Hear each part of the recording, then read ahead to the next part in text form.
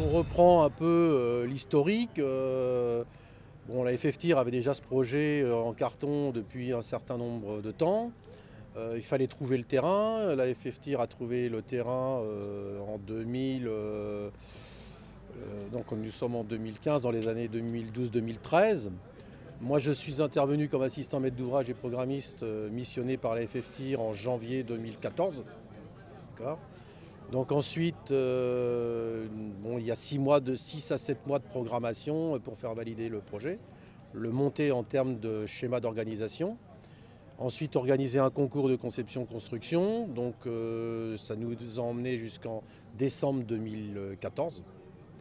Puis aujourd'hui, toute la procédure, je dirais, d'établissement détaillé du projet, avec les permis de construire, le permis d'aménager du terrain.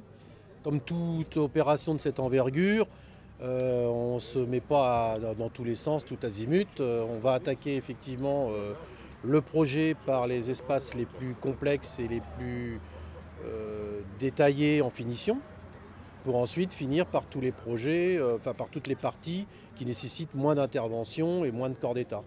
Donc c'est un projet qui va être lissé dans le temps sur une période de 14 mois. Alors la date butoir, c'est l'organisation du championnat du monde de TSV pour donc l'année 2017.